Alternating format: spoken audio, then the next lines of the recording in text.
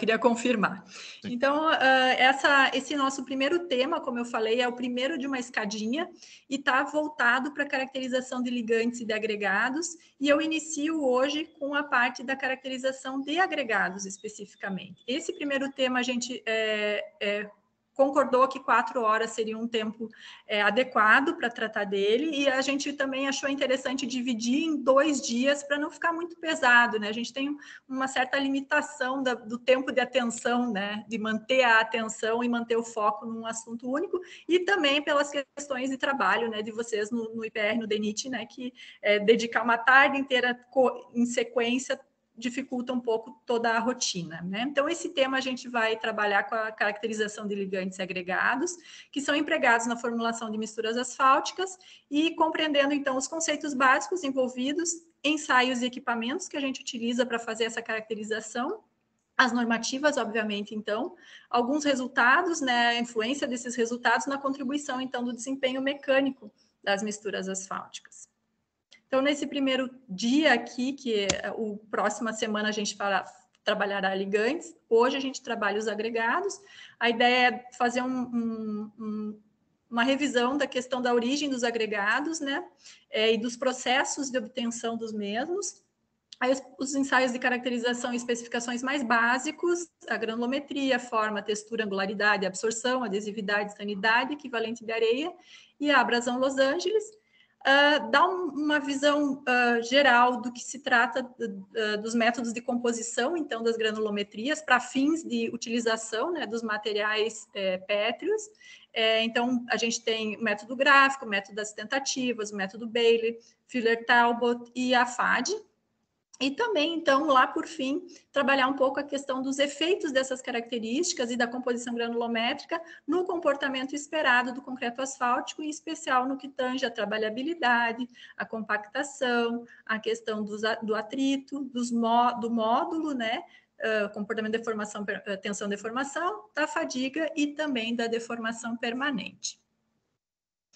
Então, iniciando, agregados, né, lá em 1997, no glossário do DNR, vem a definição de agregado como uma matéria inerte que vai ser utilizada em misturas com aglutinantes, né? E é realmente essa a ideia do que a gente vai tratar hoje. E então vem uma classificação onde a gente separa em 3 possíveis classes, né? Devido a uma classificação voltada para a natureza, onde a gente separa os agregados naturais daqueles artificiais, e aqui eu incluo os reciclados, né? Uma segunda consideração em relação ao tamanho das partículas, né? Onde a gente tem o agregado graúdo como retido na peneira 10, o miúdo, aquele material entre a 10 e a 200, ou 2 e 0,075 milímetros, né? E o material de enchimento, que seria aquele com mais de 65% passante dessa peneira 200. Ainda surge uma definição relativa ao filler, que seria aquele material 100% passante da peneira 200, e na União Europeia eles ainda fazem uma classificação do filler como um material que passa 100% da peneira 170, que seria a peneira de abertura de 0,063 milímetros. Em relação à graduação, então a gente tem basicamente 4 possibilidades. A densa, onde todas as frações participam, e a gente tem uma redução de espaços vazios entre os agregados, né? A aberta, onde a gente tem uma deficiência de finos, né?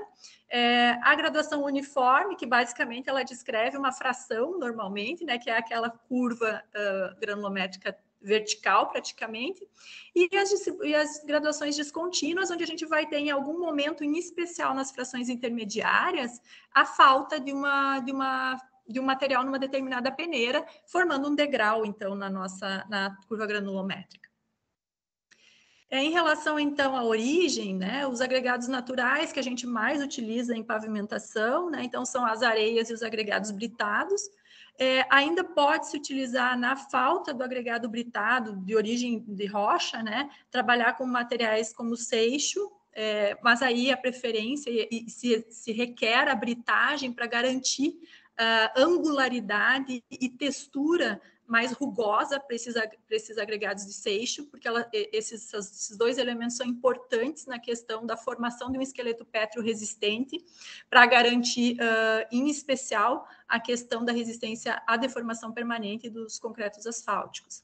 Então, em relação às areias, elas são originárias ou de rio, né, ou de depósitos.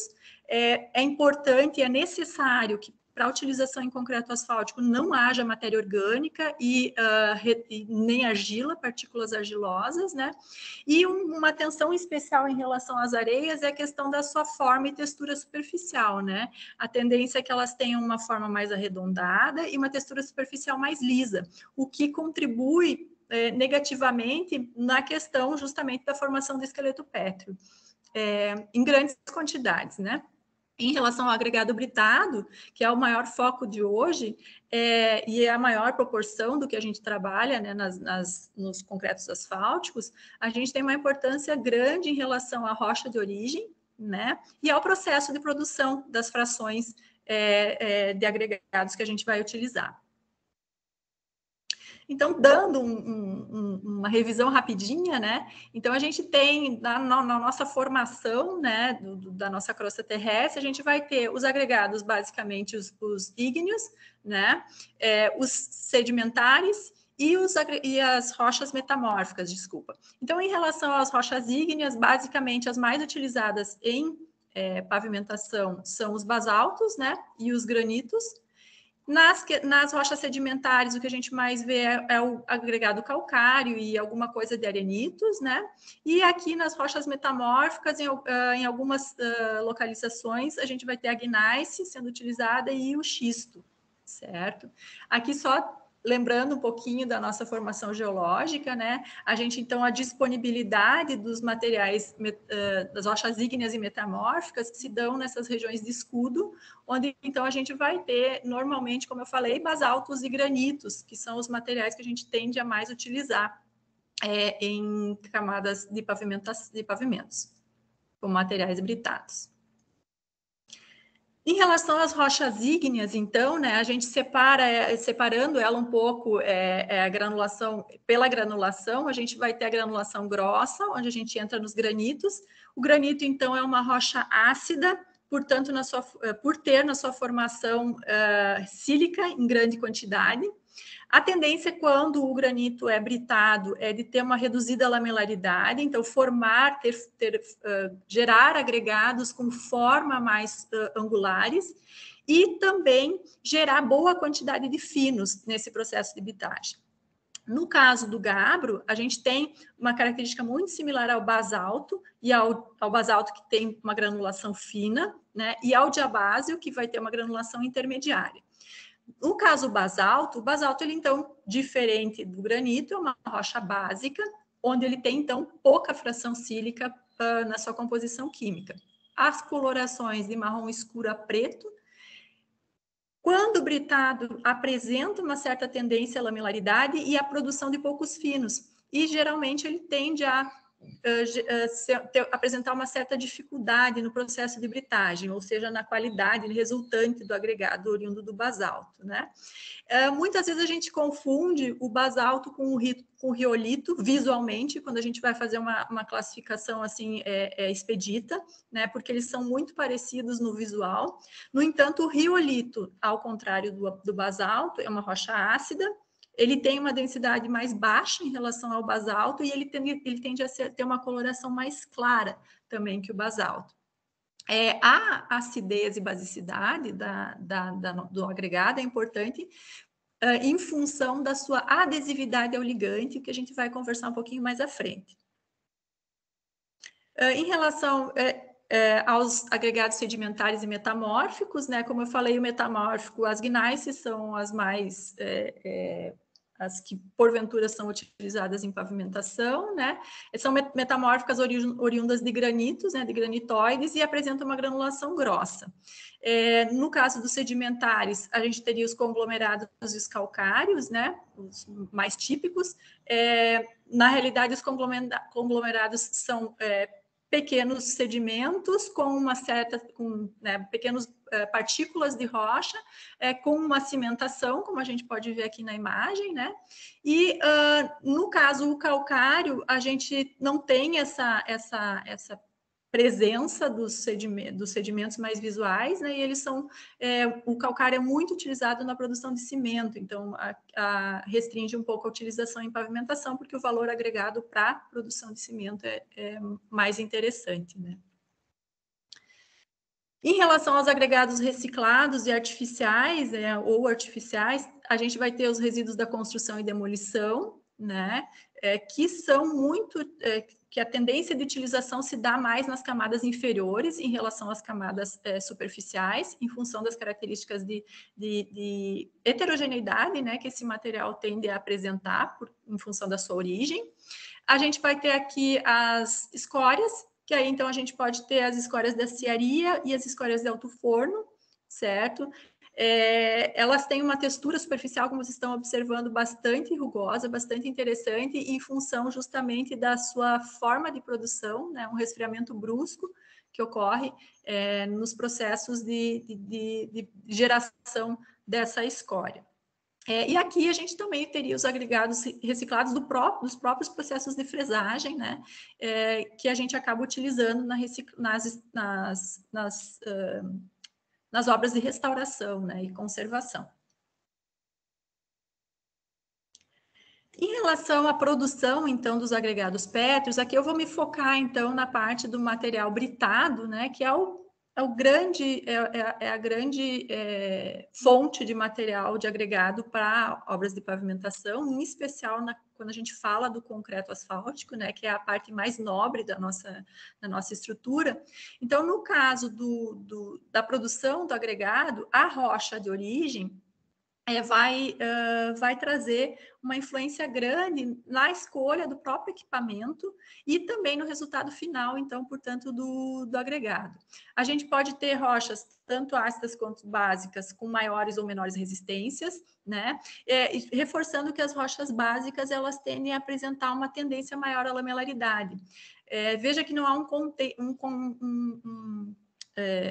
não há um consenso em relação à resistência, né, que a rocha vai apresentar o processo de britagem. Isso está muito ligado à própria característica da rocha e à própria a frente de exploração que a gente está trabalhando, né? À medida que a gente vai aprofundando na escavação da pedreira, a gente tende a encontrar dentro de um mesmo tipo de rocha maior resistência a esse processo de britagem, né?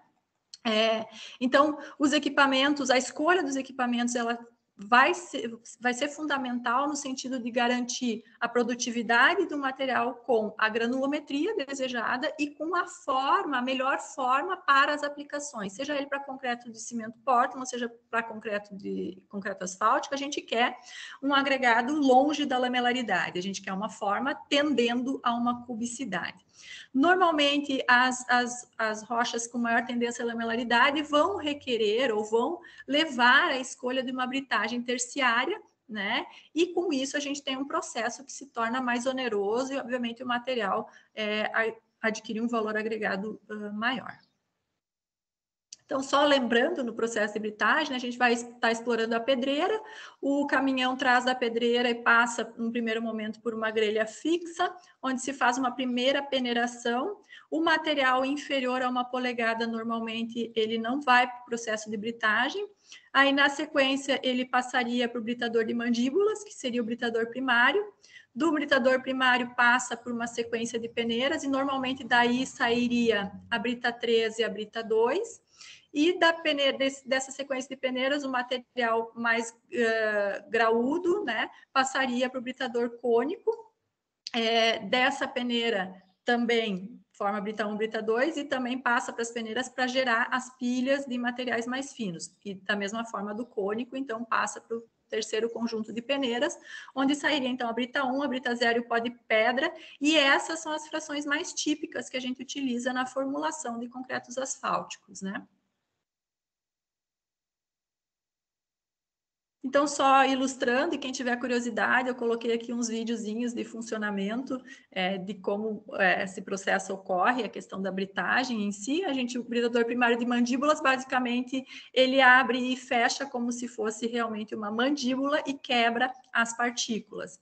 O secundário cônico, basicamente, ele tem um cone central, onde ele tem um formato cônico e joga essas partículas contra as paredes, né?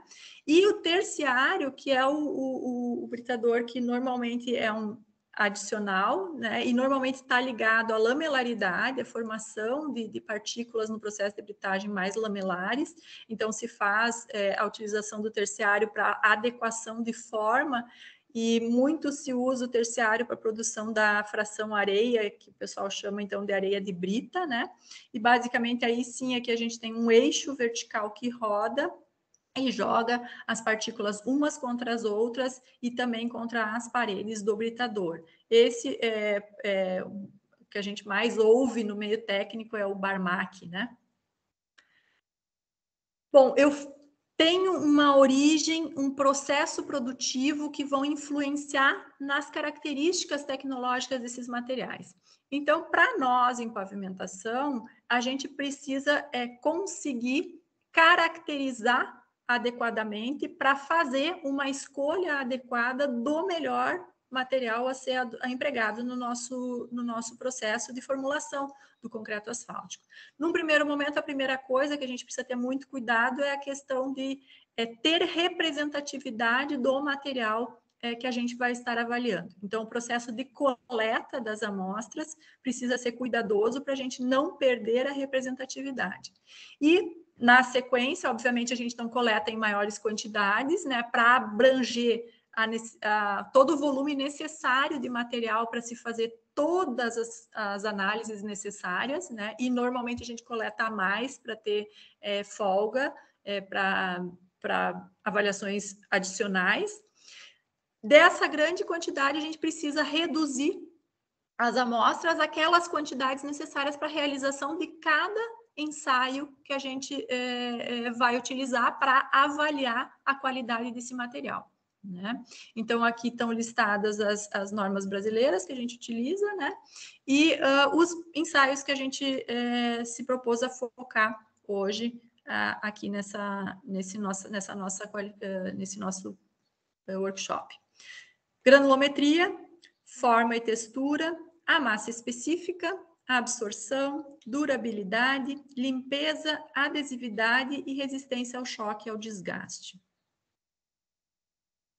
Então, só em relação à coleta e redução, né, a amostragem, então, a gente pode, em alguns casos, fazer diretamente na correia transportadora, né, da britagem, ou em pontos do monte.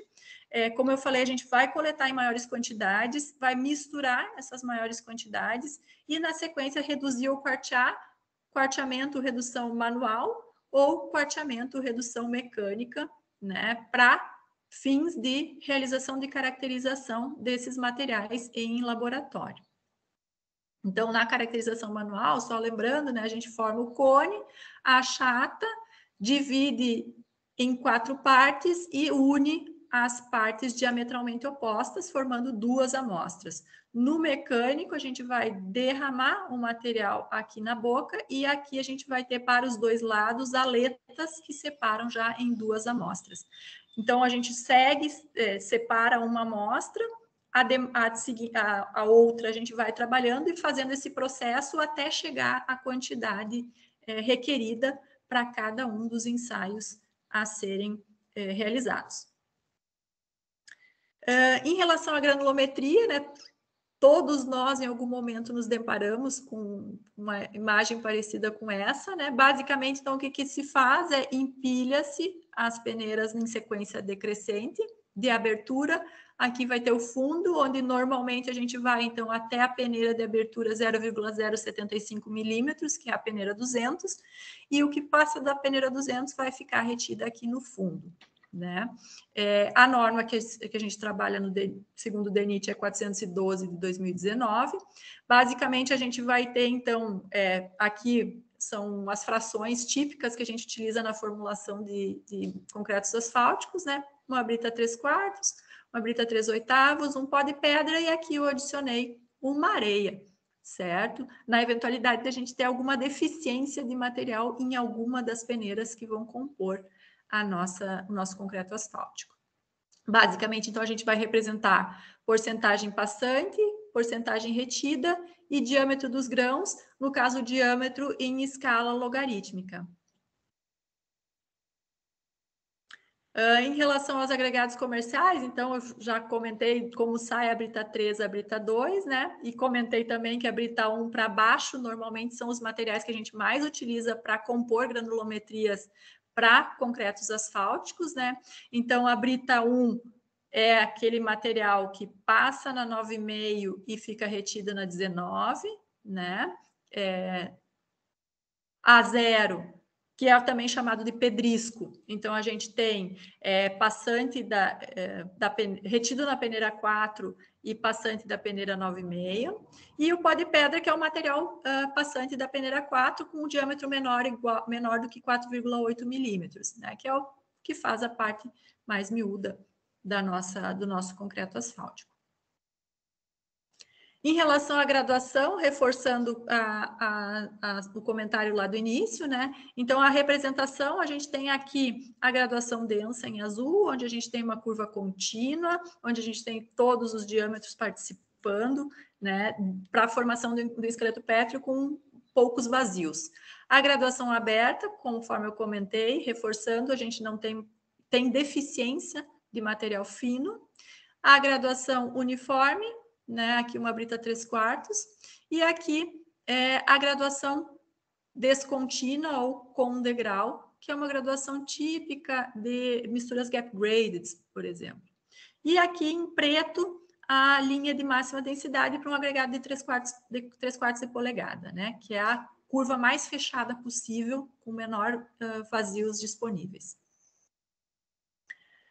Em relação às misturas asfálticas, a gente ainda vai falar em termos de dimensões, né, em relação ao tamanho máximo nominal da mistura asfáltica e ao tamanho máximo do agregado, né? Então, a gente vai ter o tamanho máximo nominal, é aquela onde a gente tem a maior peneira com retido, né, com material retido e que tenha menos de 10% retido nessa peneira, certo? E o tamanho máximo do agregado é uma peneira acima do que esse tamanho máximo nominal. Então, olhando aqui uma faixa C, por exemplo, né? A gente tem aqui os limites da faixa C, a composição da faixa C da especificação 031, né? E aí, então, tamanho máximo nominal, a gente tem na faixa C aqui nessa composição 92,5% passante na peneira de meio. Então, essa aqui seria um tamanho máximo nominal de meia polegada ou 12,7 milímetros. O tamanho máximo do agregado seria a 3/4 de polegada, 19 milímetros. Aqui a gente tem, então, a separação de outro elemento que é importante quando a gente fala em concreto asfáltico, né? A separação do graúdo para o miúdo, quando a gente fala em, é uma mistura mais graúda, uma mistura mais miúda, está ligada a essa proporcionalidade dos graúdos e miúdos. Então, o graúdo é aquele retido na peneira 4, o miúdo é entre a 4 e a peneira 100, certo? E aí a gente vai ter os de enchimento, 100% passante da peneira 100 e mais do que 65% passante da peneira 200. Esse seria o material de enchimento. Em relação à granulometria, o que se faz em relação às normativas europeias, né? As normativas europeias, então, trabalham com agregados grossos, agregados finos e os finos, que são, como eu comentei, né, o filler, o passante da peneira de 0,063 milímetros, o fino, peneira 2 milímetros até a 0,063, e o grosso, aquele de 45 milímetros até a peneira 2. Então, essa aqui é a normativa que trabalha definindo os ensaios, as características para os materiais agregados para a formulação de misturas e tratamentos superficiais, para a estrada, aeroportos e outras áreas de circulação. Então, basicamente, né, segundo essa normativa, uma das coisas que muda é como se trabalha as frações, certo? Então, para os agregados grossos, com diâmetros de 2 milímetros até 45 milímetros, né, o que acontece a gente vai ter esse número GC, né, que é a granulometria, e 90-10. O que isso quer dizer?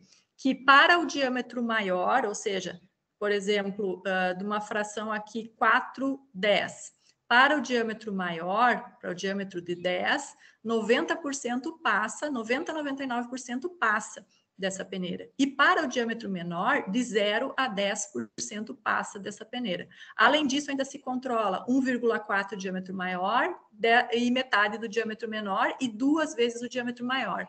Então, há um controle maior, em especial nas frações grossas. Para quê? Para que se tenha uma homogeneidade, né, do que se chama de fração 4/10 ou 10/14, para possibilitar a escolha mais tranquila e do fornecedor, porque eu não teria uma grande variação nessas frações, dependendo de quem estaria, de qual seria a pedreira de origem, qual seria o processo de britagem.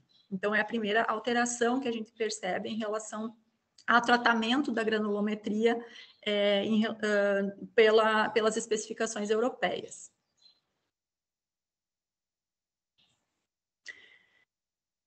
Então, em relação à granulometria, basicamente a nossa preocupação está na distribuição granulométrica de todas as frações e depois, na sequência, na composição granulométrica que a gente vai adotar para formular o nosso concreto asfáltico.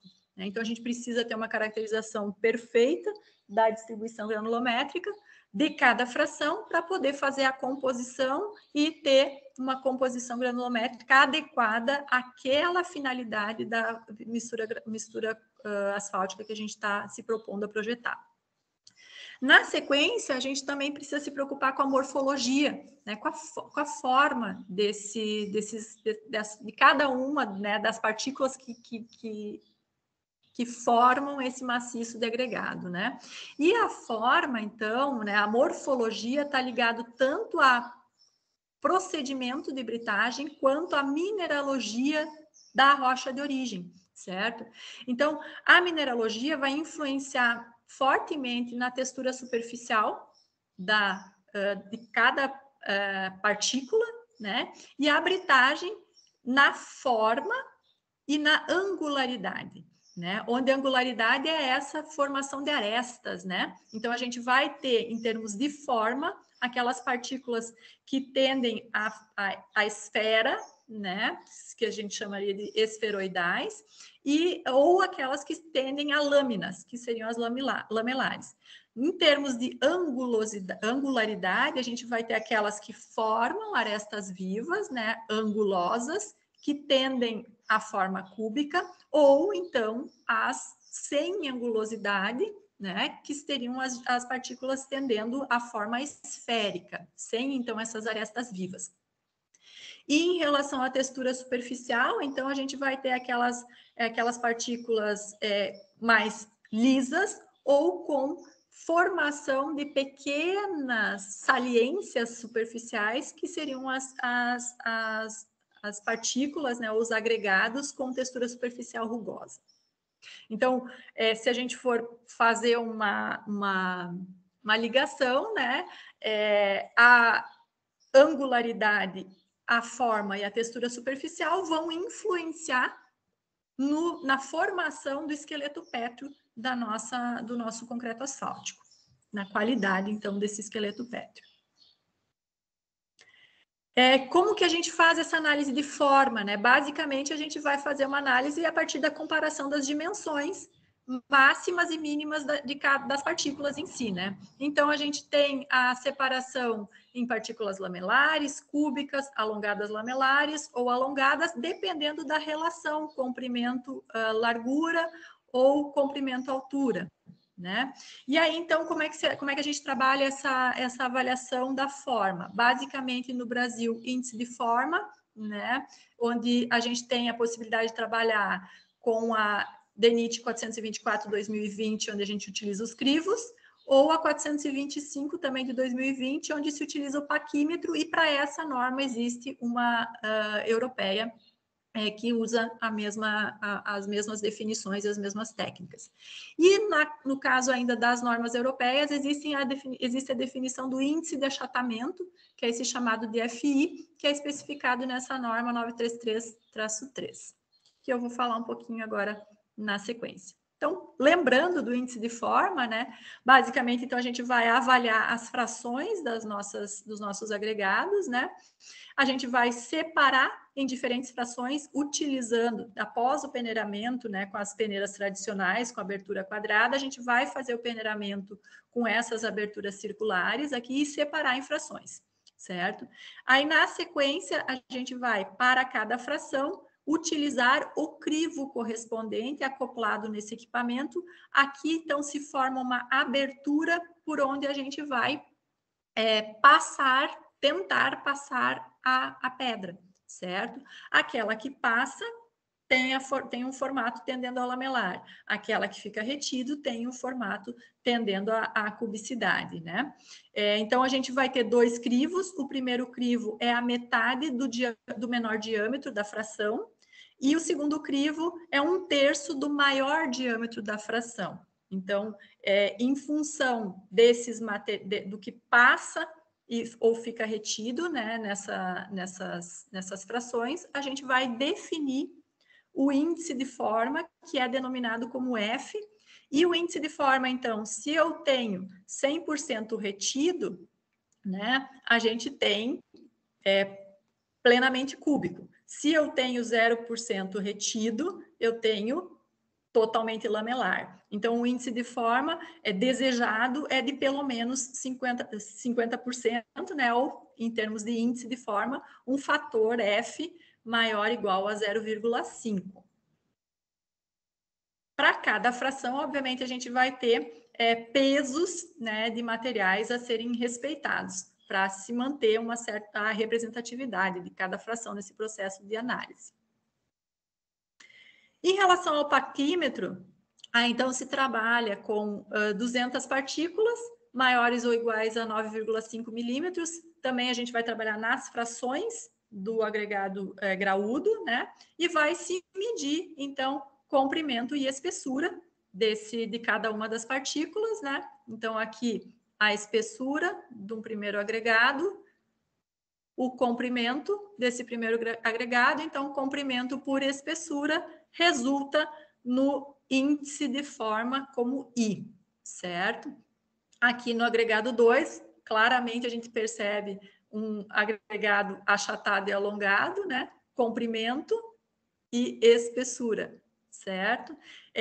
Em relação a esse índice, é desejado que, quando esse índice for maior ou igual a 3, considera-se que a gente tem o agregado achatado e alongado.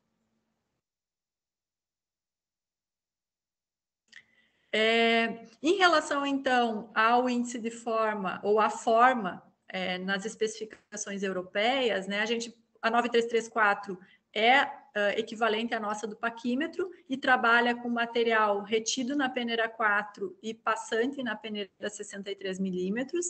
Também vai separar em frações e vai se pesar essa massa, e aí vai se separar aquelas que têm comprimento e espessura maior que 3, certo? Aquelas que têm, então, essa relação comprimento e espessura maior que 3 são os materiais considerados alongados e achatados, e aí se faz o coeficiente se chama SI, se faz o percentual, né, desse material alongado e achatado em relação ao total da amostra avaliada, e aí então se separa os materiais em categorias, certo?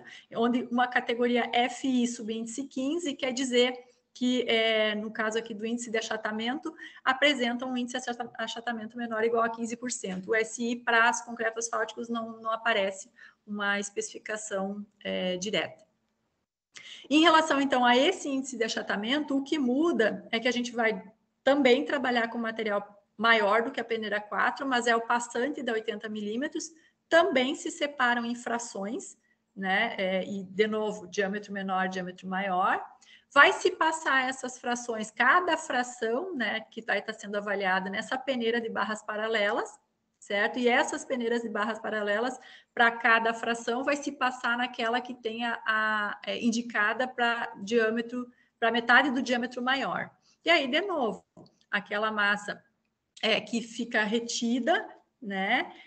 Ou a massa passante e a massa retida, desculpa, a massa retida e a massa passante, total, desculpa, gera o coeficiente do índice de achatamento, que tem que ser menor ou igual a 15%, certo? Então, eu não posso ter muitas partículas em cada uma das frações, resultando em partículas alongadas e achatadas.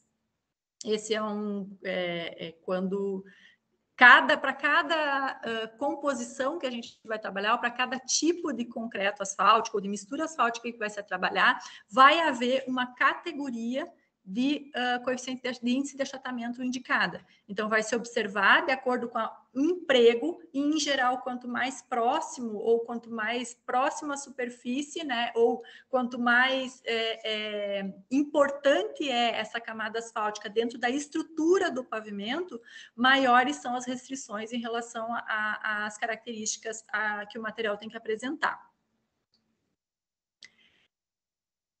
Também se avalia a questão das faces fraturadas, né? O DENIT trabalha com a normativa 430 em 3 grupos, né? Se separa em 3 grupos, uma face fraturada, 2 ou mais faces fraturadas, ou que não atendem a esse critério. Vai se separar, então, em cada grupo e se pesa cada grupo, e para cada grupo, então, se faz o percentual, então, de partículas fraturadas. No caso das especificações europeias, eles trabalham com a 933-5, que também tem por objetivo avaliar a questão da quantidade de faces fraturadas nos agregados. E, basicamente, então, se também trabalha com análise visual e pesagem, assim como a DENIT 430-2020. Aqui na 933-5, a diferença é que normalmente são empregados 2 operadores diferentes, e aí se faz, então, uma média desses 2 operadores. E eles são treinados para definir a partir dessa análise visual e pesagem em termos de percentuais. Então, aqui só visualizando, né, que a gente tem claramente faces fraturadas no agregado, e aqui a gente tem um seixo, onde praticamente a gente não tem face fraturada.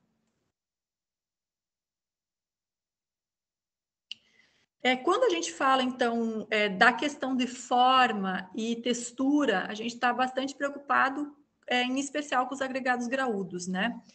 No caso dos agregados graúdos, quando a gente tem a presença preponderante de partículas chatas e alongadas, durante o processo construtivo e até mesmo quando o tráfego passa a atuar, a gente pode ter o processo de quebra dessas partículas, e no caso de um concreto asfáltico, quando ocorre essa quebra, as faces resultantes da ruptura, elas obviamente não vão estar com presença de ligante asfáltico, e aí a gente começa um processo de degradação. Essa possibilidade de quebra, ela é muito intensa em função da posição preferencial que esses agregados lamelares e achatados tendem a se apresentar dentro da camada asfáltica. Então, eles tendem a se posicionar de forma horizontal, né? E aí, quando ocorre a ação da carga, a tendência é que ocorra essa fratura e fiquem faces, então, sem ligante expostas, né? Ao passo que nas partículas mais subangulares, que é o que a gente tem gostado tem falado, tem chamado atualmente, né? Isso é mais difícil de ocorrer em função da própria estabilidade da partícula, né? Obviamente, então, essa forma subangular propicia, e a presença das arestas vivas, né, a angularidade, a presença das arestas vivas, propicia um contato entre os grãos mais estável, certo? E esse contato entre os grãos, formando um esqueleto pétreo mais rígido, favorece a resistência ao cisalhamento desse nosso concreto asfáltico. Quanto mais angulosa Quanto maior a angularidade das partículas, quanto mais pontos de contato entre esses grãos, maior é esse intertravamento, essa rigidez desse nosso esqueleto pétreo. E aí, então, essa distribuição das forças no interior do nosso concreto asfáltico tende a ser mais uniforme. E isso favorece, então, uma boa resposta no que diz respeito às deformações, em especial as deformações permanentes dos nossos concretos asfálticos. Em relação ao agregado fino, a gente também tem preocupação com a angularidade desse agregado fino. O DENIT trabalha com a especificação 415 de 2019, onde se mede, então, um teor de vazios em fluxo livre não compactado da fração fina. Basicamente, então, se tem um material fino em um funil, se libera esse funil até preencher esse volume de amostra, e aí se faz essa pesagem desse material, e aí se faz a determinação do teor de vazios que se tem nessa amostra. Obviamente, então, o que se estabelece são valores aceitáveis daí na sequência para a angularidade do agregado fino. Entende-se que esse teor de vazio seria, então, uma indicação indireta da angularidade, da esfericidade e também da textura da superfície, uma vez que ela interfere na organização, né? Essas características interferem na organização das partículas dentro daquele volume, né? Então, partículas mais angulares, com texturas mais rugosas, vão resultar em maior volume de vazios não compactados, né? E se trabalha com esse termo angularidade do agregado fino em função que é o termo utilizado nas normas americanas, né? As especificações europeias trabalham com um procedimento de equipamento bastante similar e chamam de coeficiente de escoamento, a 933-6. No caso do agregado fino, essa angularidade também vai contribuir para aumentar o atrito interno e intertravamento entre as partículas, né? E com isso, tendo uma boa forma do agregado graúdo e uma boa angularidade no agregado fino, obviamente, com uma composição granulométrica estruturada, a gente tende a ter, então, misturas asfálticas mais resistentes ao acúmulo das deformações permanentes. Em relação à forma, textura e angularidade, a gente viu que a gente trabalha avaliando separadamente cada elemento, né? Então, o DENIT aprovou a norma 432 de 2020 para determinação, para avaliação, então, dessas propriedades a partir do processamento digital de imagens, né? Então, a partir de imagens e análises computacionais, se define, então, o conjunto desses elementos relativos ao agregado pétreo. Não tem norma similar e também a gente não tem ainda parâmetros ou padrões efetivos a serem seguidos na escolha, né, ou na eliminação efetiva de agregados para a pavimentação. A gente também precisa conhecer a questão da massa específica e da absorção dos nossos agregados pétreos, né? E aí, então, em relação à massa específica, a gente vai utilizar muito para transformação de unidades, né, nos procedimentos de dosagem ou de formulação de concretos asfálticos, e a absorção tem um papel importante no que tange a consumo de ligante, né? Então, em relação ao agregado graúdo, o DENIT propõe a 413, basicamente trabalhando a massa específica real ou seca, né, dos agregados graúdos, onde a gente vai excluir, então, os vazios permeáveis, ou a massa específica aparente, basicamente a saturada e superfície seca, onde a gente vai incluir os poros permeáveis e também os impermeáveis, os poros preenchidos com água, então, dentro das partículas, excluindo apenas os vazios, então, entre as partículas. Então, basicamente, esse é aquele procedimento onde a gente pesa a massa seca, depois a gente pesa põe em imersão, né, para ver a absorção d'água, daí depois a gente pesa a massa superfície seca, saturada e superfície seca, e depois a gente pesa em imersão saturada superfície seca. E com isso a gente consegue calcular a massa específica real, aparente e a absorção do agregado graúdo, certo? Aqui o cuidado grande que tem que se ter nesse procedimento de secagem da superfície para que seja rápido e evite-se a perda, né, dessa água que estaria ocupando os espaços e os poros preenchidos, os poros, né, da partícula. Em relação ao agregado miúdo, basicamente, método piquinômetro, né? Então, a gente vai ter uma massa saturada superfície seca, né, que vai ser colocada dentro de um piquinômetro, onde a gente conhece a calibração do piquinômetro, né? Vai preencher esse volume de piquinômetro, e essa massa da amostra saturada superfície seca, a gente vai fazer testes com um cone até se conseguir a estabilidade da forma cônica, certo? Então, quando a gente atinge essa estabilidade da forma cônica, a gente tem, então, condições de definir a absorção, ou está em condições de definir a massa específica aparente e real, né? E para essa situação de estabilidade do cone, ou seja, quando a gente consegue moldar e manter esse cone, que a gente determina, então, a absorção de água dessa fração fina do agregado miúdo. Em relação às normas europeias, então, eles também trabalham com a definição das massas específicas e a absorção. As especificações são a 1097, na seção 7 e na seção 6. A seção 7 é para a definição das massas específicas dos fillers, certo? Que é um material, então, lembrando, com diâmetro inferior a 0,063 milímetros, e eles utilizam o método do piquinômetro para fazer essa análise. E a seção 6 trabalha com os demais materiais, né? O miúdo e o graúdo. O graúdo de 63 até 31 milímetros e meio se faz com o cesto, e de 31 milímetros e meio para baixo se faz com o piquinômetro, um procedimento similar ao que a gente viu para o agregado fino. No Brasil, a gente também verifica a durabilidade desse nosso material pétreo, né? Então, basicamente, a resistência do agregado a uma desintegração química, que seria resultante de um processo de intemperismo, né?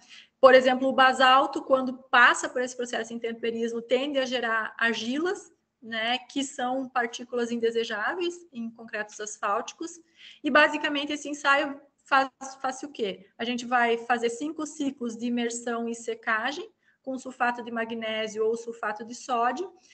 Os ciclos de imersão são de 16 a 18 horas a 21 graus, e depois se seca a 105 graus, e se verifica, daí, após esse processo, então, cada fração é passada por uma peneira de controle, e se verifica, então, a perda de massa em função desse intemperismo. Então, para concreto asfáltico, a gente teria uma limitação em 12% a essa perda de massa.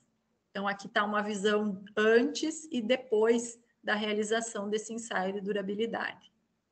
A desintegração que ocorre com as partículas.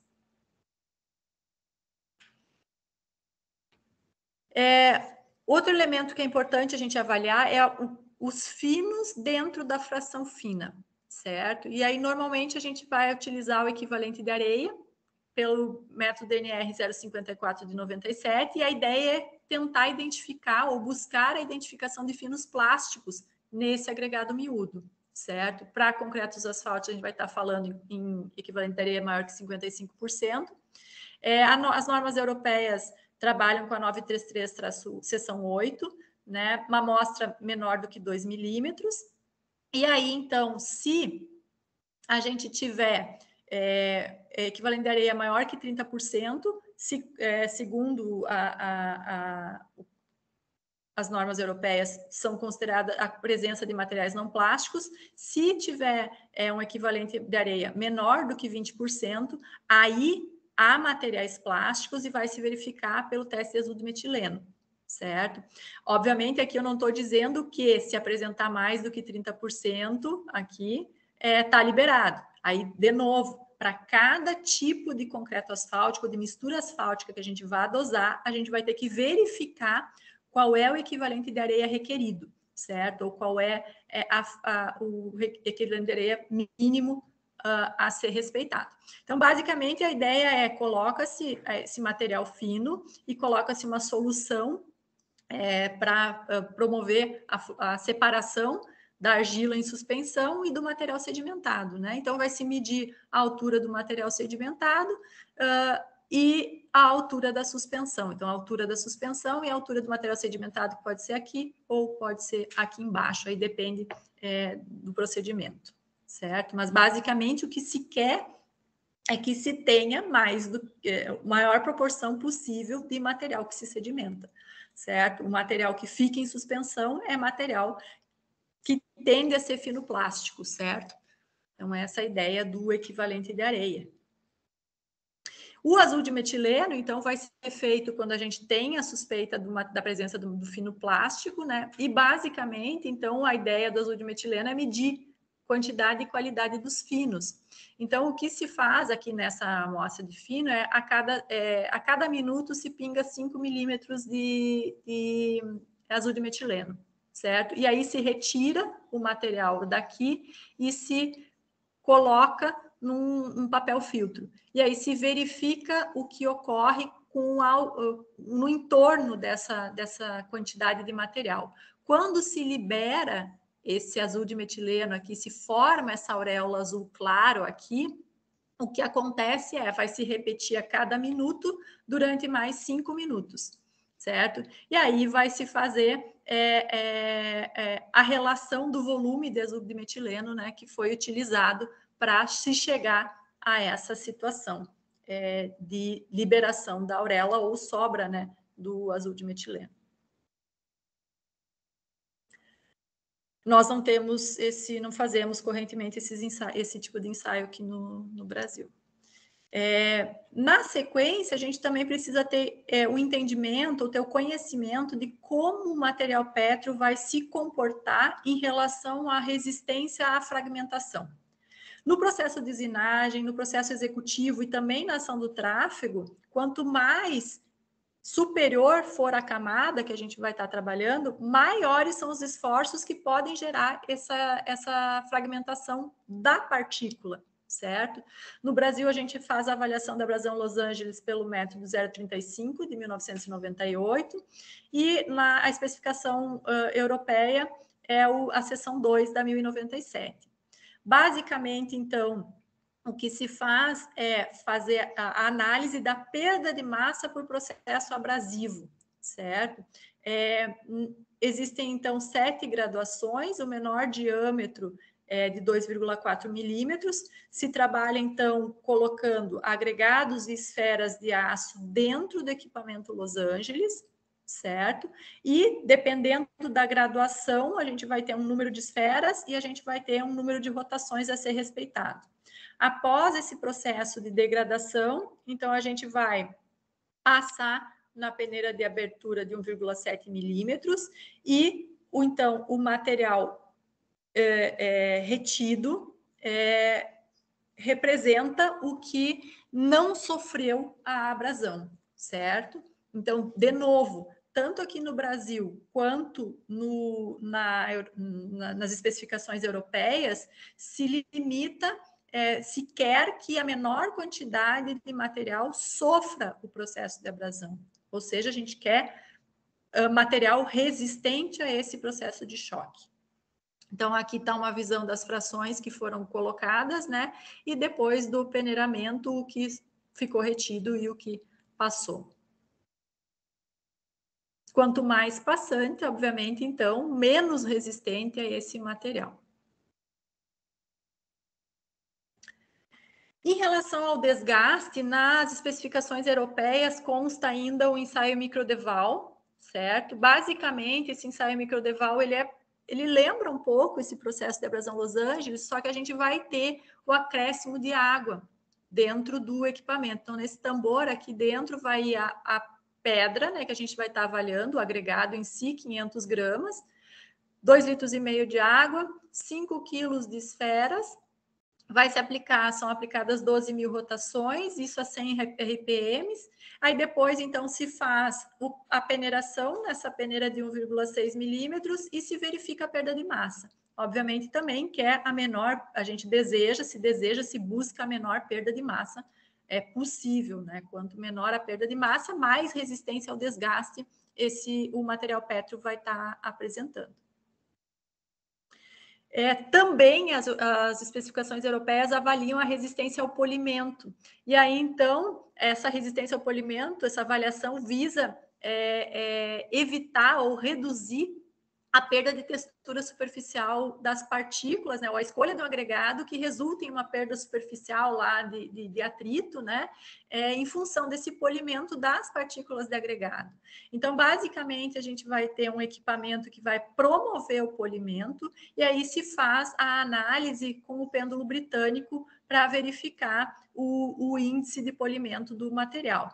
Esse equipamento que faz o polimento, a gente vai ter, aí dependendo, né, da fração e dependendo da camada do material que vai se projetar, a gente pode fazer 1 ou 2 ciclos, né? Um primeiro ciclo normalmente é com uma fração de areia grossa e água para promover esse polimento de 3 horas, e daí na sequência se faz um segundo ciclo com uma areia fina e água, com mais 3 horas de ciclo. Então, após esses 2 processos, 1 ou 2 processos, dependendo de qual é a finalidade da utilização do agregado, vai se realizar o pêndulo britânico com o material ainda molhado e fazer a medição do PSV, que é o indicador que se chama. Então, a interpretação dessa resistência ao polimento chama, como eu falei, o PSV é esse coeficiente de polimento acelerado, né? Classifica os materiais pétreos em mal, regular, bom ou muito bom, dependendo do coeficiente obtido no pêndulo britânico. O comportamento ruim são os menores índices, o comportamento bom são os maiores índices, certo? E aí, os regulares e maus não se indica a trabalhar nas camadas mais superficiais, né, que são as ditas camadas de desgaste dos pavimentos.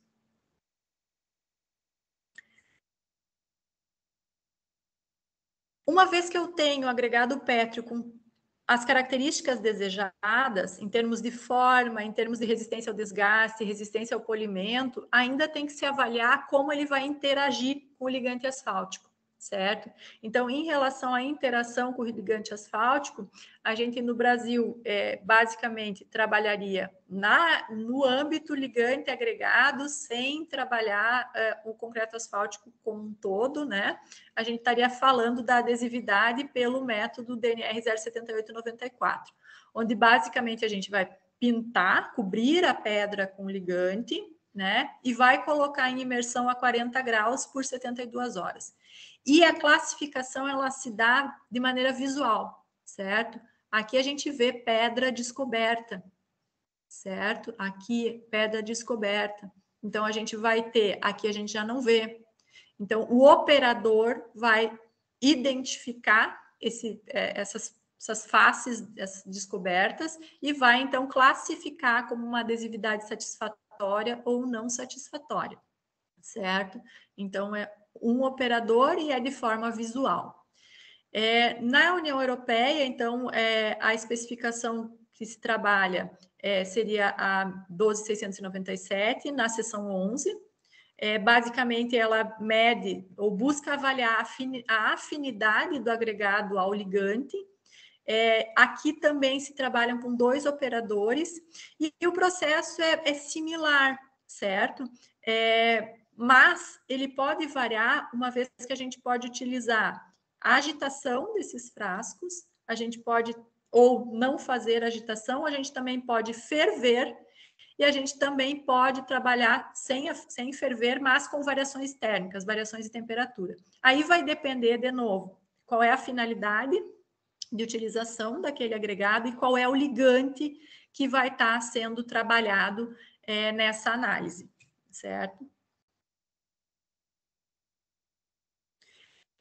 Aí, quando a gente já está falando da adesividade agregado ligante, quando a gente já está com uma composição granulométrica definida, com um teor de ligante definido, né, no processo de dosagem em si, então a gente tem a 180/2018, que basicamente a gente vai ter o quê? 6 corpos de prova, com volumes de vazios de 7, mais ou menos 1%, onde a gente divide em 2 conjuntos, 3 vão para um condicionamento, onde a gente vai ter, nesses corpos de prova, de 55% a 80% dos vazios com ar saturados com água. Aí eles vão ficar 16 horas a menos 18 graus Celsius, ou seja, congelando, 26 horas a 60 graus Celsius em imersão, após esse período de congelamento, e de 2 a 3 horas a 25 graus Celsius, para, na sequência, fazer a resistência à tração, certo? Essa resistência à tração desses corpos de prova condicionados vai ser comparada com a resistência à tração dos outros 3 corpos de prova que não passaram por condicionamento. Então, esse processo de congelamento, aquecimento, tende a gerar ou propiciar, se assim for condição do agregado ligante, o descolamento do filme do ligante da superfície do agregado. E aí, então, a tendência é que, em acontecendo isso, eu tenho uma queda de resistência à tração. E aí, então, ao medir a resistência à tração e comparar com a resistência à tração dos corpos de prova que não foram submetidos a esse processo de condicionamento, a gente vai ter uma resposta ruim, né? Em termos de percentual retido de resistência à tração. Então, a gente avalia a resistência retida à tração após um processo de condicionamento que visa gerar esforços que propiciam o descolamento do ligante da superfície da partícula. Então, como mostra aqui nessa imagem, então, a superfície das partículas expostas. A norma europeia trabalha com o método Duryea. Basicamente, a moldagem do corpo de prova é diferente, então se molda o corpo de prova por compressão, uma carga de 6 toneladas, e a moldagem é feita durante 5 minutos. E também se trabalha, então, com 2 grupos. Um grupo vai ser submerso após a saturação, certo? Temperatura de 18, submerso após saturação, e o outro grupo vai ser mandado para a câmara úmida com 50% mais ou menos 10 de umidade, certo? Esse grupo vai ser, então, saturado e mantido em submersão, ambos, então, a temperatura de 18 graus Celsius, e após esse processo de condicionamento e de manutenção em câmara úmida, se faz a compressão simples, tanto do grupo que passou por submersão e saturação, quanto do grupo que só ficou armazenado em câmara úmida. E aí, então, também se faz a comparação, né, da compressão simples daquele grupo que passou por um condicionamento, ou seja, que passou por uma situação que privilegia o descolamento do filme, né, da superfície do agregado, em relação àquele grupo que simplesmente ficou, entre aspas, curando ou ficou armazenado, então, na câmara úmida. O teste de Duryea, junto com a prensa de selamento giratório, fazem parte da primeira etapa, né, de formulação, da parte mais fundamental da formulação dos concretos asfálticos, segundo a metodologia francesa.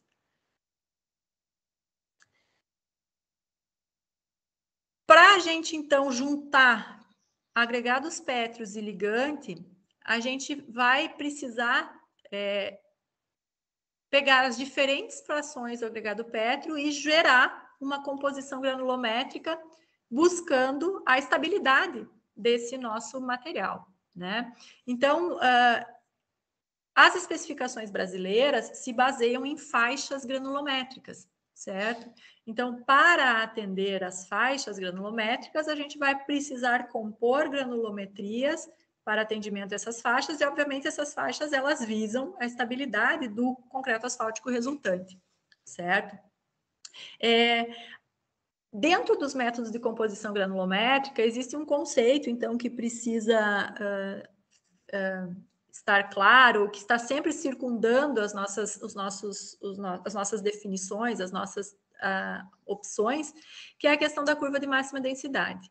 Nessa curva de máxima densidade, então, como a gente vê aqui em uma imagem, a gente tem partículas maiores, que são envolvidas pelas menores, com, obviamente, uma redução, então, do espaço vazio entre as partículas e buscando maior contato, né, entre os grãos, com a ideia de se ter um aumento de estabilidade e redução de permeabilidade da composição granulométrica resultante. No caso do concreto asfáltico, então, a gente, além dessa composição granulométrica da pedra, a gente vai precisar de espaços vazios para adicionar ou para armazenar, para receber o ligante asfáltico, que vai manter, vai dar coesividade ao nosso material e todas as demais características de resistência, né, necessárias para aplicação em pavimentos asfálticos, e a gente ainda vai precisar ter vazios com ar, que são responsáveis por possibilitar ou favorecer a flexibilidade, né, desse nosso concreto asfáltico, da mistura asfáltica. Então, a curva de máxima densidade, ela não necessariamente é a melhor opção dentro das composições granulométricas que a gente pode, ou dentro das curvas granulométricas que a gente pode estar buscando. Lembrando, então, a curva de máxima densidade, né, normalmente, boa parte das nossas referências bibliográficas trabalham com essas curvas sendo apresentadas em potência de 0,45, né, onde, então, a gente tem aqui no eixo X as peneiras e no eixo Y o percentual passante, né, e aí, então, para cada uma dessas retas, a gente vai ter a curva de máxima densidade para o diâmetro máximo, né? Então, aqui a gente vai ter, por exemplo, essa linha aqui, é a de máxima densidade para 19 milímetros, certo? Aqui a gente tem a representação, aqui é de 9,5, certo? Aqui é de 12,5.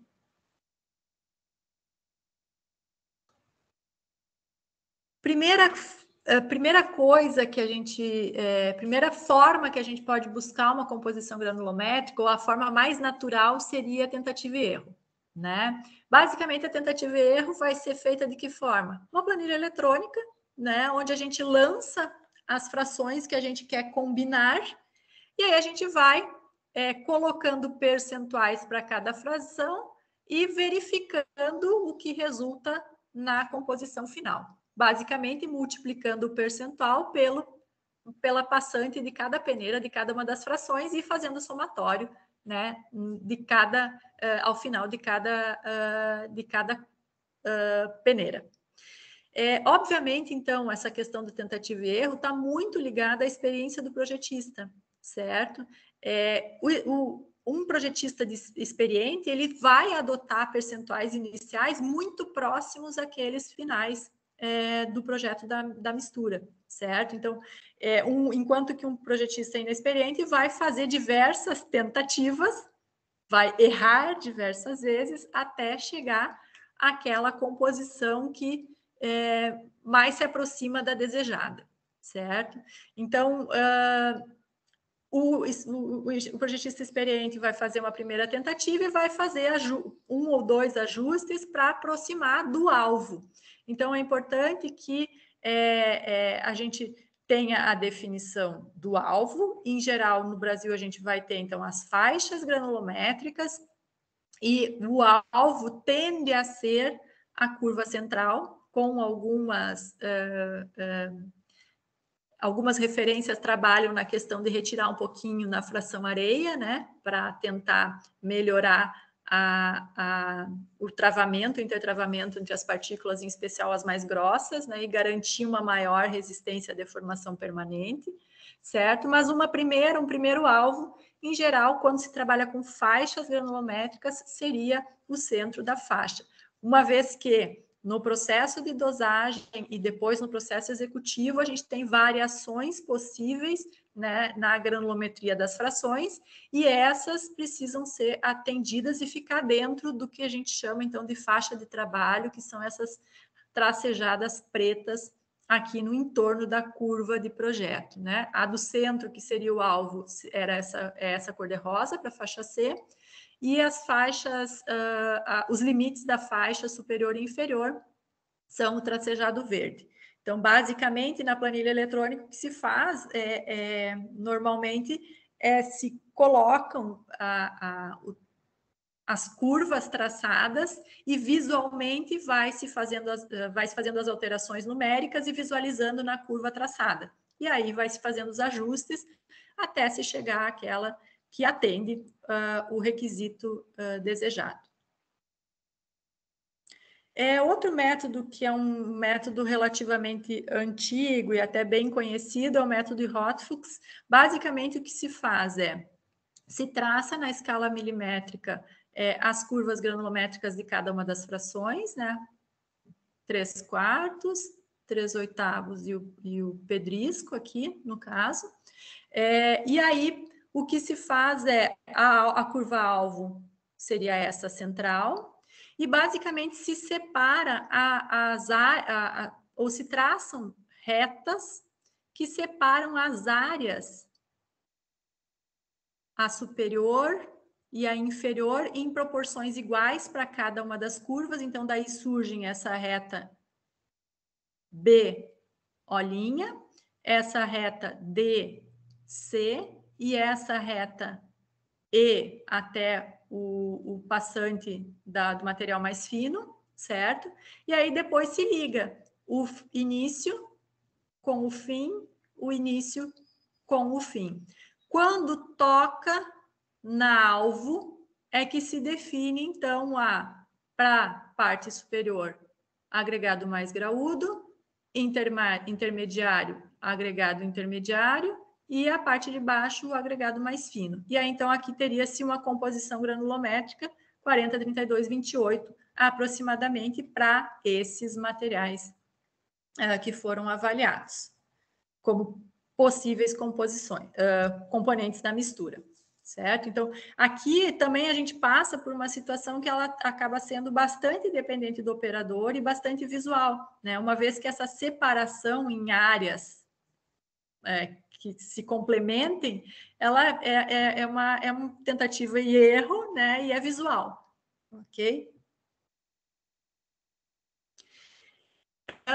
Andando um pouco mais na linha de interação das partículas de agregado, ou seja, buscando se aproximar mais da questão do comportamento do esqueleto pétreo, então do intertravamento do esqueleto pétreo, vem o método Bailey, né? Onde basicamente a primeira diferença qual é o que é fino e o que é graúdo.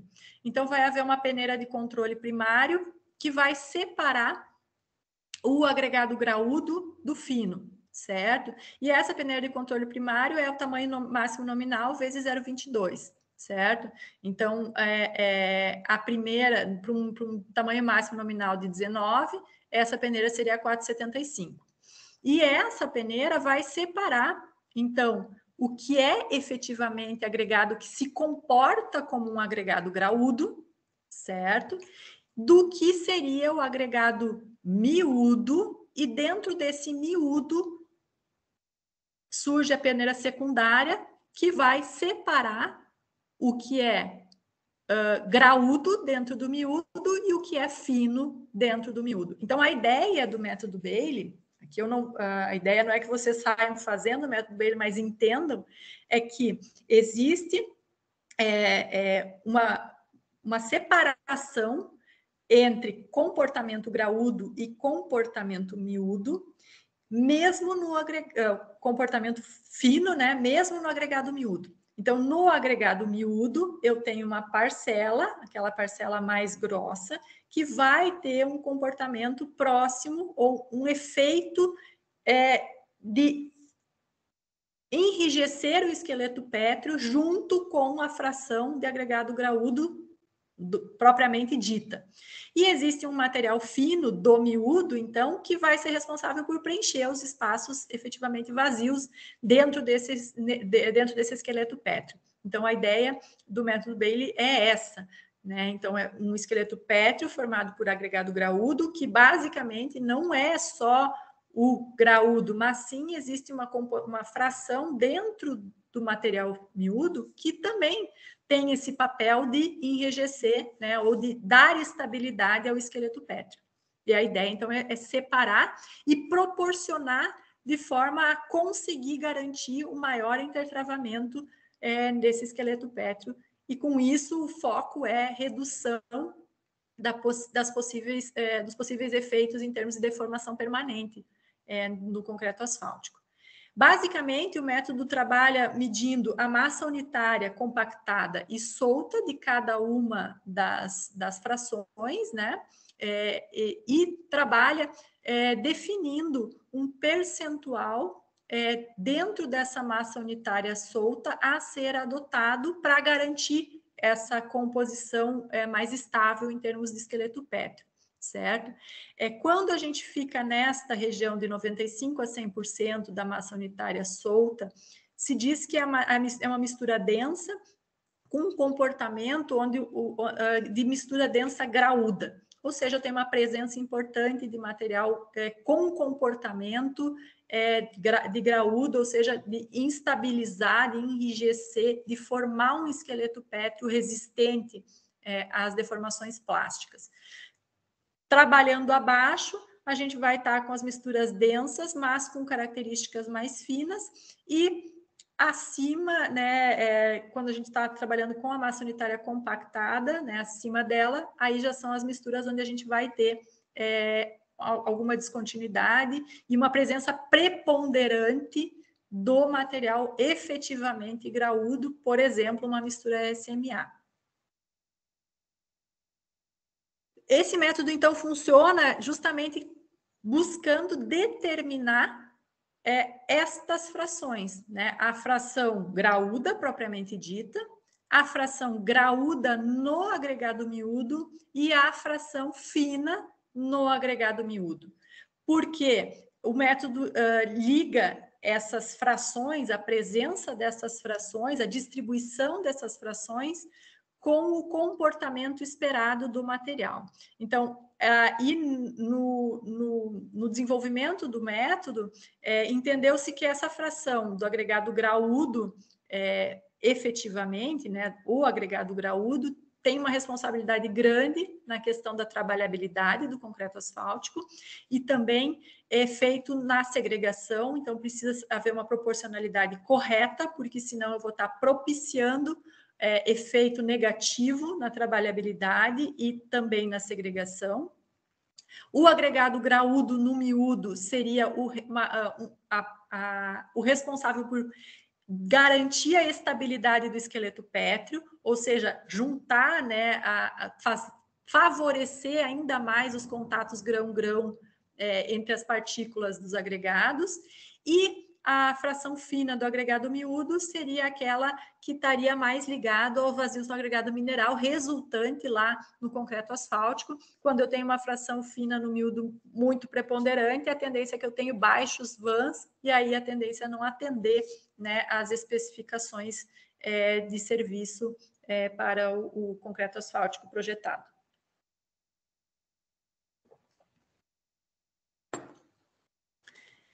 Na sequência, talvez a mais antiga até, né, seria o método de proporcionar utilizando as equações de Filler-Talbot.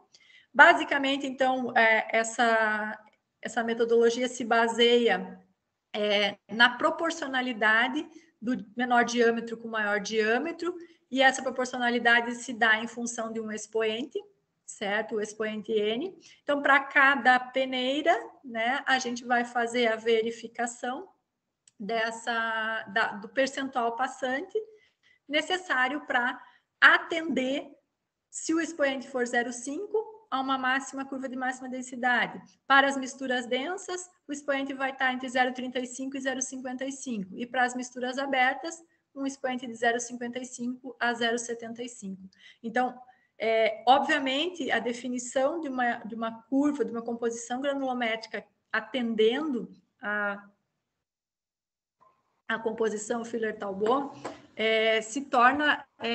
tende a ser difícil, uma vez que a gente vai trabalhar a peneira, né? E a gente normalmente, cada peneira, o resultante de passante de cada peneira é a soma do passante dessa peneira nas diferentes frações, né? Então a gente começa a ter dificuldade em fazer uma composição, uma vez que as nossas frações tendem a ter mais de uma peneira compondo a fração, né? Então, quando a gente altera de uma, a gente está alterando as demais dentro daquela fração, e aí a gente entra num ciclo de dificuldade de atender plenamente a um expoente específico, né? Então, a gente consegue a partir de granulometrias artificiais, né? Agora, com agregados com as frações comerciais típicas, fica mais difícil de se conseguir. A gente depende muito da qualidade, né, da composição granulométrica das frações, para a gente trabalhar na composição granulométrica. E, por fim, a faixa de agregados dominantes, ela é bastante recente e ela leva muito dos conceitos do método Bailey, né? Ou seja, trabalhar a estruturação do esqueleto pétreo baseado nos agregados graúdos. E aqui, então, os agregados graúdos, eles são os agregados retidos na peneira 16, ou seja, de diâmetro maior ou igual a 1,18 milímetros. A ideia é favorecer contato efetivo, de novo, entre as partículas maiores, né? E com isso se formaria um esqueleto pétreo mais resistente à deformação permanente. Essa faixa de agregados dominantes, ela não necessariamente é um diâmetro só, por isso chama-se faixa. Pode ser um diâmetro ou uma peneira, ou pode ser um grupo de peneiras que se considera que tem presentes na mistura e que eles vão efetivamente interagir entre si. Então, a gente vê aqui, nessa imagem, por exemplo, são essas partículas maiores, mas intermediárias, digamos assim, que em cinza clarinho tem contato entre elas, né, e são responsáveis pela formação do maior esqueleto. Essa fração, essa faixa de agregados dominantes, são aquelas peneiras que vão ter proporção relativa de material retido entre elas, que vai variar entre 0,43 e 2,33, certo? Então, são essas peneiras vão ser dita a faixa de agregados dominantes. A ideia é gerar essa faixa, então, ela resulta numa menor porosidade, certo? E aí o método trabalha com 48%. E para estabelecimento dessa faixa de agregados dominantes, o método trabalha com um diagrama de interação, certo?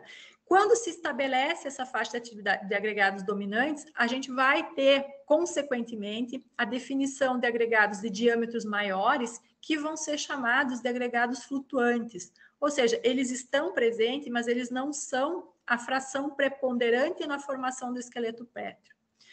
Além disso, a gente vai ter o volume intersticial, né, que é essa regiãozinha aqui, por exemplo, achurada em vermelho, que é composta por que se chama de componentes intersticiais, ou seja, que são os que vão preencher esses vazios, e esses componentes intersticiais são basicamente os agregados com diâmetros menores, que é a faixa de agregado dominante, o próprio ligante asfáltico, que vai estar interagindo dentro ou juntando, unindo, dando coesividade a esse concreto asfáltico, e também os vazios da mistura asfáltica. Esse volume intersticial, então, ele é o responsável por garantir a adesão, né, a coesividade, né, da mistura, e também resistência à atração desse nosso concreto asfáltico, e, consequentemente, fadiga, né, comportamento à fadiga, ele está ligado, e a resistência à ruptura desse material. Como eu falei, esses agregados flutuantes, esses agregados maiores do que a faixa de agregados dominantes, eles estão presentes, mas eles têm uma influência menor no comportamento mecânico, né, nas respostas desse concreto asfáltico. E aí, então, nesse sentido, é que se considera que eles flutuam nessa matriz de agregado pétreo que compõe o concreto asfáltico.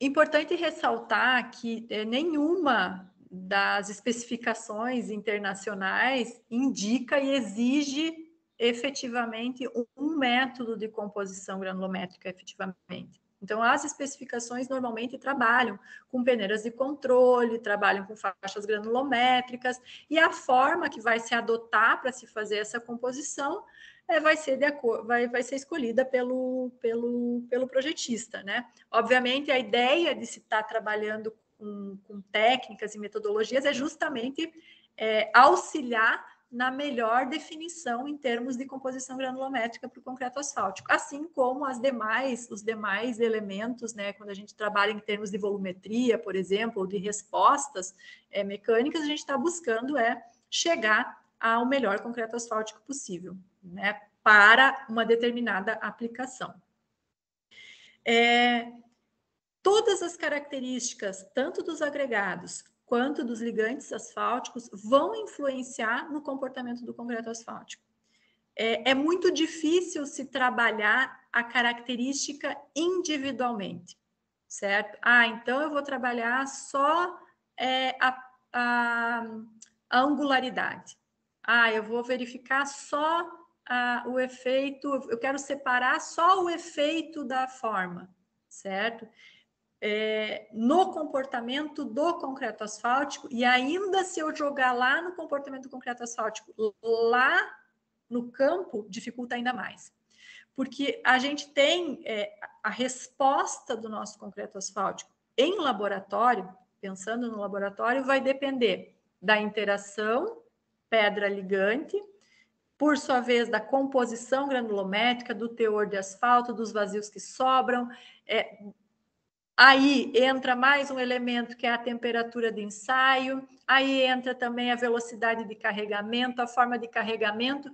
Então, isolar qualquer característica é bastante difícil, certo? Porque a gente tem, então, o concreto asfáltico, ele é um compósito, e ele é um compósito que é dependente de uma série de fatores, certo?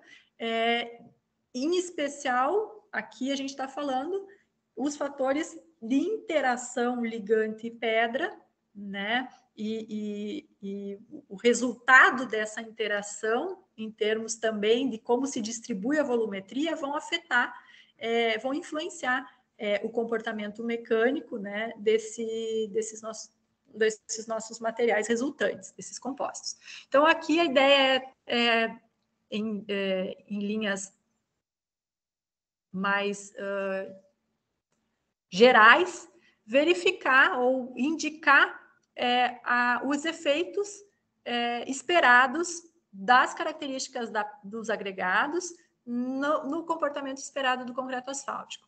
Reforço, a gente não tem, não é uma reta, uma seta, é isso. A gente precisa avaliar o todo. Então, esses são indicativos do que esperar, né? Em termos de trabalhabilidade, compactação, a questão do atrito, a questão daí do comportamento mecânico, aqui módulos, fadigas, a própria deformação permanente.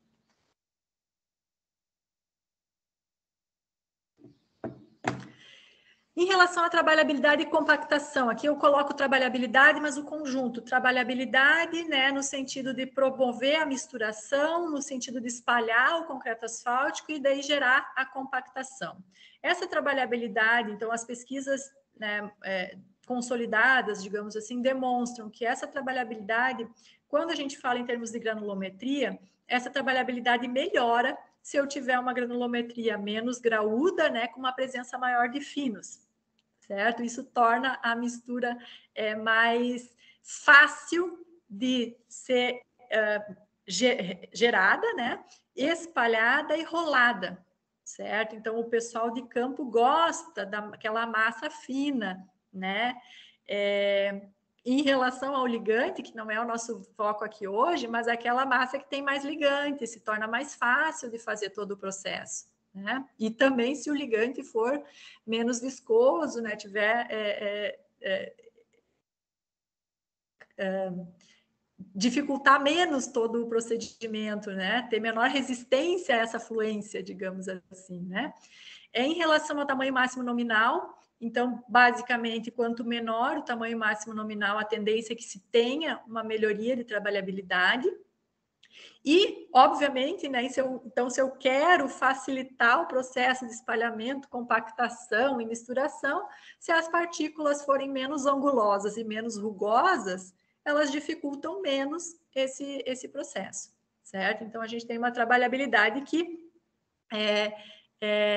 aumenta à medida que a gente tenha partículas que rolam mais fáceis umas contra as outras, né? Em relação ao atrito, lembrando, né, quando a gente fala atrito, a gente está falando da macro e microtextura das superfícies dos pavimentos, né, e medidos em termos de mancha de areia e medido em termos de pêndulo britânico, né? Em relação a esses elementos macro e microtexturas, uma vez se falando em termos de granulometria, quanto mais graúda e quanto mais descontínua, a tendência que eu tenha um atrito favorecido, ou seja, macro e microtexturas mais rugosas, né?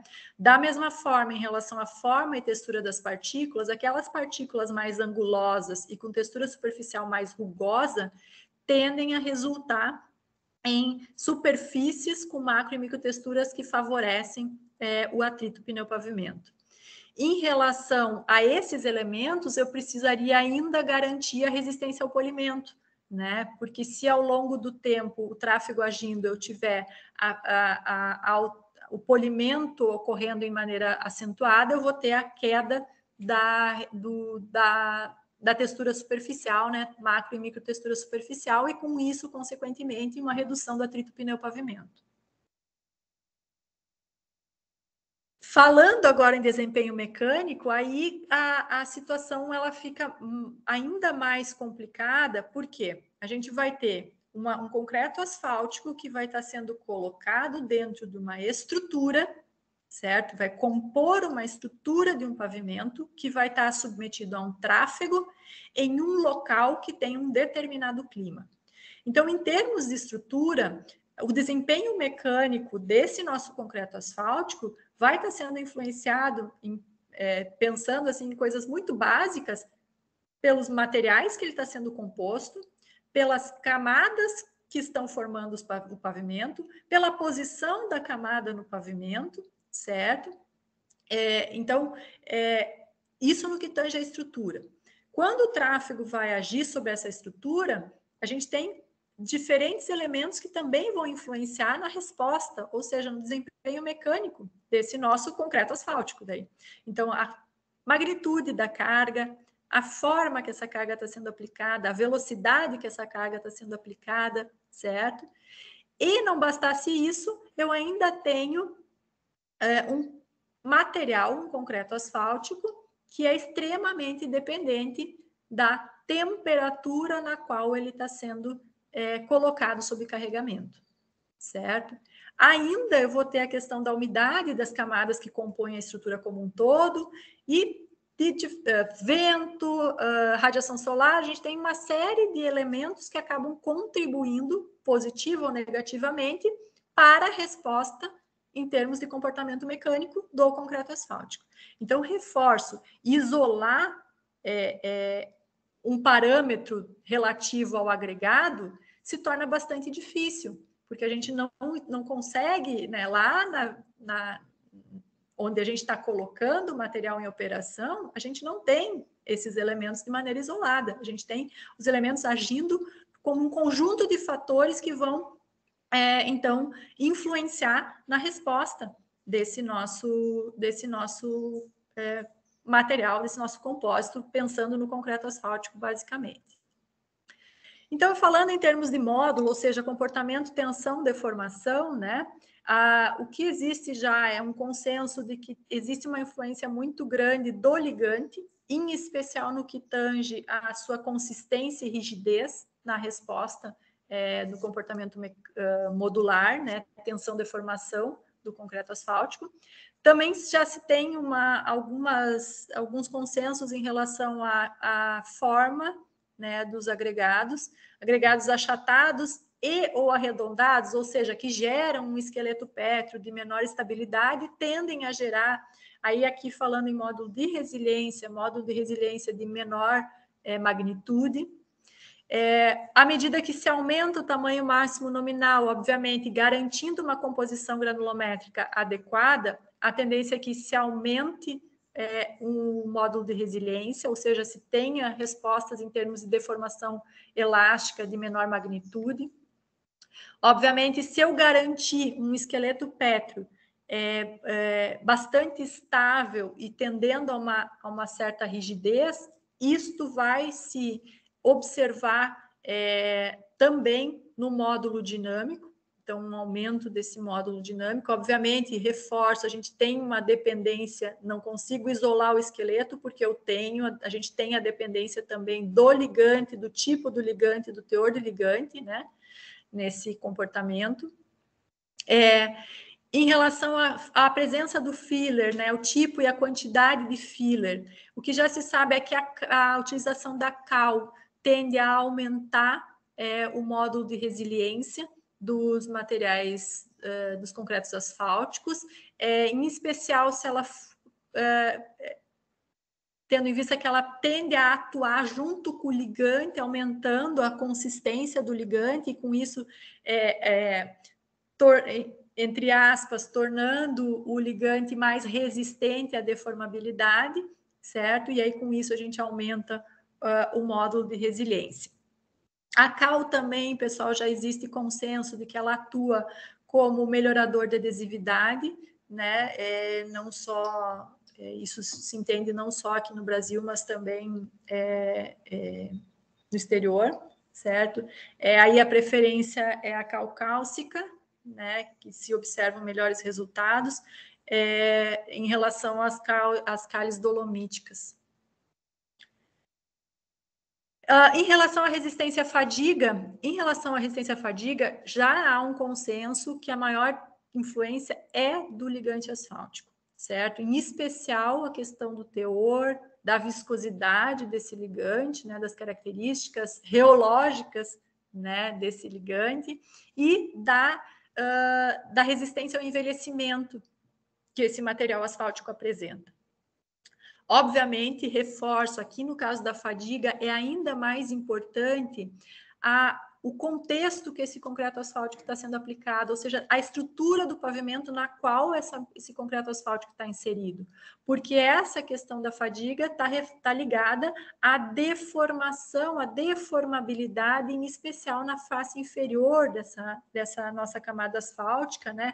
Ou a deformação de tração que essa camada asfáltica está sendo submetida, que é os esforços internos resultantes. O que já se tem alguma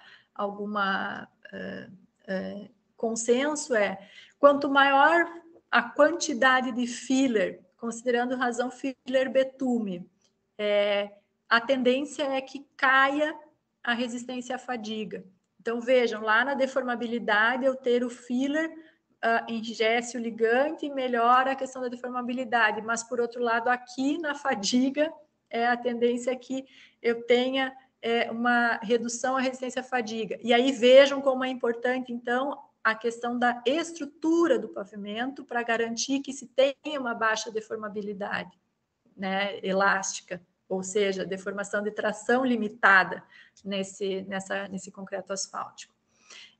Por outro lado, quanto mais fino for esse filler, ele vai atuar junto ao ligante, né, a tendência é que ele atue junto ao ligante, e aí se tenha uma melhoria, digamos assim, da resistência à fadiga em relação, né, a um filler mais não tão fino, digamos assim, né? Também já existem alguns indicativos de que as graduações densas e contínuas, de preferência mais finas, teriam uma resistência à fadiga, apresentariam uma resistência à fadiga superior se comparado a uma mistura do tipo SMA, por exemplo, né? Existem linhas já trabalhando nesse sentido e buscando comprovar.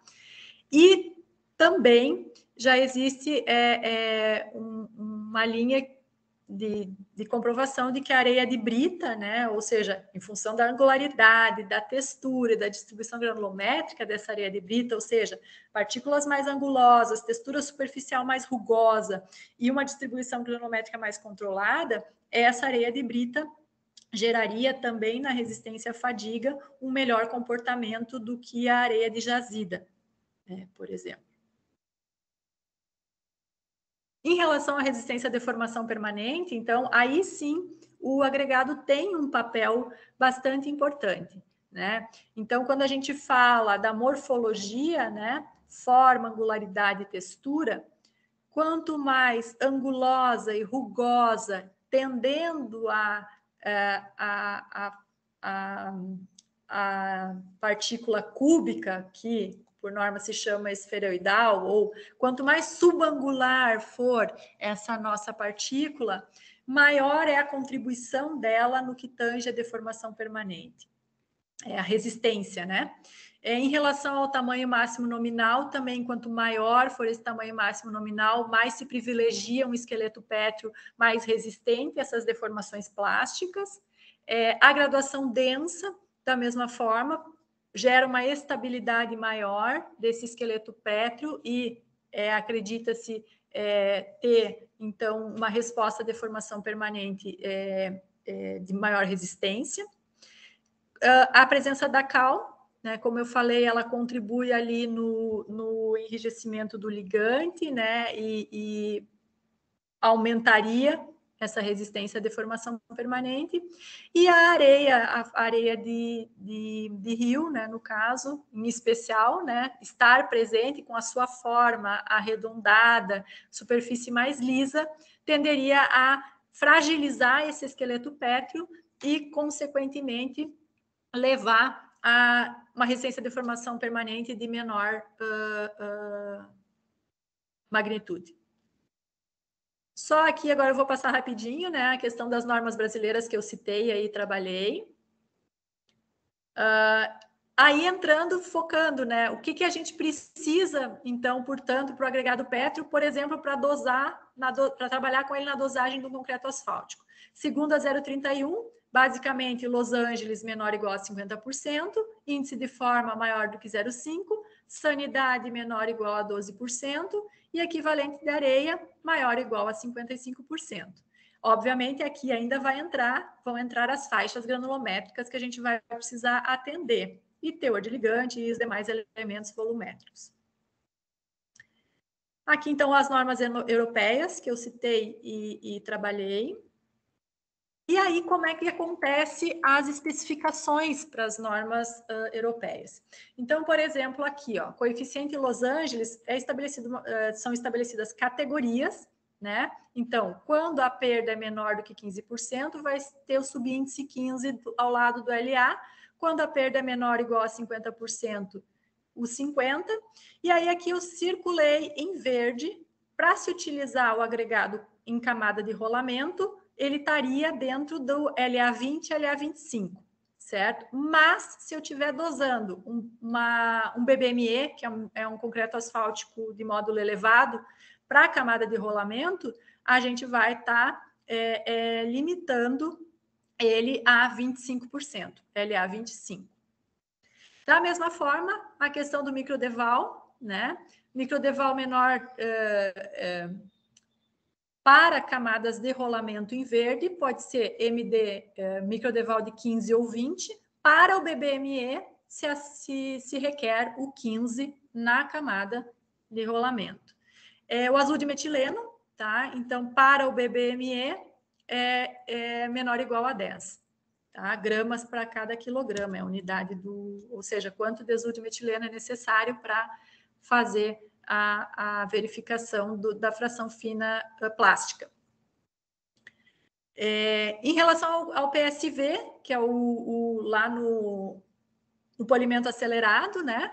A gente vai ter, para as camadas de rolamento, de 56 ou 50. Se for BBME, tem que ser 50.